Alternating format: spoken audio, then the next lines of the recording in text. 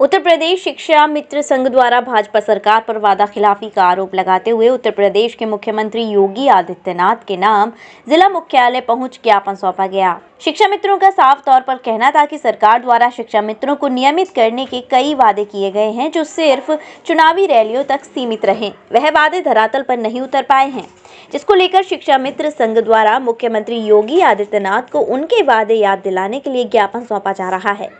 शिक्षा मित्रों ने बताया कि शिक्षा मित्र अवसाद का शिकार होकर आत्महत्या जैसे कदम उठाने को मजबूर हैं। कई शिक्षा मित्र आत्महत्या कर चुके हैं। नियमितीकरण की कार्यवाही न होने के कारण शिक्षा मित्रों को मात्र 10,000 की सैलरी में ही घर चलाने पर मजबूर होना पड़ रहा है, जबकि शिक्षा मित्रों के अलावा जो शिक्षक नियमित हैं उन्हें सरकार की तरफ से सारी सुविधाएं मुहैया कराई जा रही हैं। शिक्षा मित्रों ने कहा कि उत्तर प्रदेश के मुख्यमंत्री योगी आदित्यनाथ ने चुनावी रैलियों में शिक्षा मित्रों को नियमित करने की बात कही थी।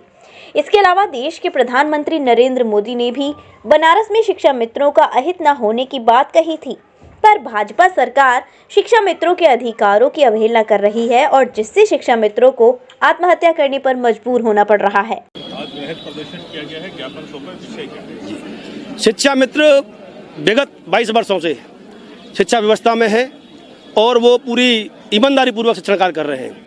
जिन बच्चों को हमने पढ़ाया था आज वो सेवा में है, लेकिन न जाने क्यों माननीय योगी बाबा की सरकार हमसे दोस्तापूर्ण व्यवहार कर रही है। उन्होंने शिक्षा मित्रों से वादा किया था 2017 चुनाव में कि हम शिक्षा मित्रों की जिम्मेदारी लेते हैं, उनकी समस्याओं का समाधान करेंगे। माननीय मोदी जी ने वादा किया था बनारस में, आज तक कोई भी वादा पूरा नहीं किया गया है। हमारे शिक्षा मित्र साथी आए दिन अपने जो है मानसिक अवसाद, आत्महत्या करके प्राण त्याग रहे हैं, परेशान हैं। जिस कार्य को करने के लिए एक शिक्षक को 70 से 80 रुपये दिए जा रहे हैं, उसी कार्य को करने के लिए एक शिक्षा मित्र 10 रुपये पाता है, वो भी उसे समय से नहीं मिलता है। हम चाहते हैं कि शिक्षा मित्रों को भी समान कार्य के लिए समान वेतन दिया जाए और उनके परिवार उससे पल सके। दूसरा, अभी नई शिक्षा नीति आ रही है, हम चाहते हैं कि हमारे साथियों को उसमें समाहित किया जाए नई शिक्षा नीति में। और जो अन्य प्रदेशों में जो व्यवस्था है, जो संविदा कर्मी जो भिन्न भिन्न नामों से जाने जाते हैं, अन्वेषक, शिक्षा मित्र, शिक्षा सहायक, वहाँ की जो व्यवस्था है, वहाँ जितना वेतन है वो यूपी में भी लागू किया जाए।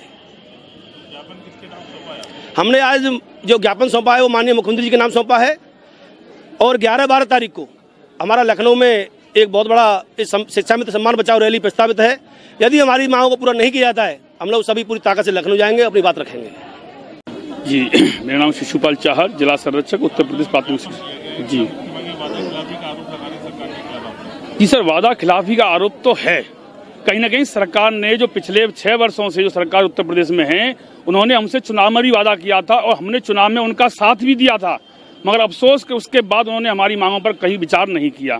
आज के इस महंगाई के दौर में जिस तरह से 10,000 रुपये अल्प मानदेय, वो भी 11 महीने का, आज हम इस उम्र पे आ चुके हैं, 50 के हम आसपास सब लोग पहुंच चुके हैं। इस 10,000 रुपये मासिक में हमारा घर का खर्च चलाना बहुत ही असंभव हो रहा है। हम सरकार के जो निपुण भारत का लक्ष्य है, बच्चों को शिक्षित करना है, उसमें हम तन मन धन के साथ हर कंधे से कंधा मिलाकर बेसिक शिक्षा परिवार में अपना कार्य कर रहे हैं। और ये सरकार को भी पता है कि शिक्षा मित्र आज बेसिक की रीढ़ बन चुका है। जी, सबसे बड़ी मांग यह है कि हमें समान कार्य समान वेतन दिया जाए। हमारे जो मृत साथी किसी हादसे के कारण मृत हो जाते हैं, उनके लिए 1 पैसा भी सरकार की तरफ से अनुदान नहीं दिया था।